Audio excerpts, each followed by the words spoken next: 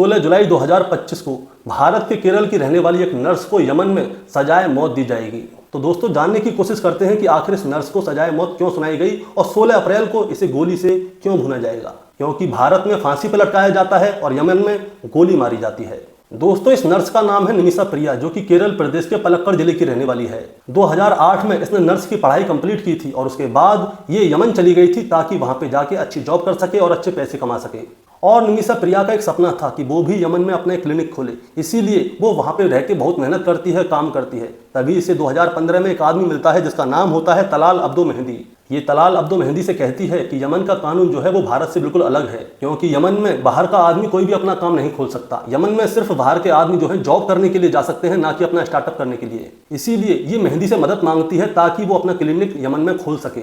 मेहंदी भी इसकी मदद करता है, इसके सारे डॉक्यूमेंट्स बनवाता है और 17 अप्रैल 2015 में इसका एक क्लिनिक भी खुलता है। लेकिन मेहंदी ने जो डॉक्यूमेंट बनवाए थे उसमें इसने साफ साफ लिखा था कि निमिषा प्रिया उसकी पत्नी है और क्लिनिक से जो भी कमाई होगी उसका 33% हिस्सा मेहंदी के पास जाएगा और 66% निमिषा प्रिया के पास। निमिषा प्रिया इस बात से परेशान थी कि मेहंदी बिना कुछ मेहनत किए ही उसका 33% हिस्सा रख लेता है, इसीलिए वो उसे अपने काम से अलग करना चाहती थी। लेकिन मेहंदी ने उसका पासपोर्ट जब्त किया हुआ था और वो उसके काम से अलग नहीं होना चाहता था। और इसके साथ साथ वो निमिषा प्रिया के साथ जबरदस्ती भी करना चाहता था, वो उसके साथ शारीरिक संबंध बनाना चाहता था। लेकिन निमिषा प्रिया इसके लिए बिल्कुल भी तैयार नहीं थी। इस चीज से तंग आकर एक दिन निमिषा प्रिया क्या करती है, वो अपनी साथी हनाना को साथ लेती है और अपने साथ एक इंजेक्शन लेकर जाती है। जब मेहंदी उसके पास आता है उसके साथ शारीरिक संबंध बनाने के लिए, वो क्या करती है, वो उस इंजेक्शन को उसके लगा देती है ताकि वो बेहोश हो जाए। और बेहोश होने के बाद निमिषा प्रिया उसके घर में से पासपोर्ट और अपने जितने भी डॉक्यूमेंट हैं उन सबको लेकर वहां से चली जाए। लेकिन उस इंजेक्शन का असर मेहंदी के ऊपर नहीं होता, इसीलिए निमिषा प्रिया मेहंदी को दूसरा इंजेक्शन लगाती है जिसका असर मेहंदी के ऊपर हो जाता है। अब निमिषा प्रिया पूरे घर को छान मारती है लेकिन उसे उसका पासपोर्ट नहीं मिलता।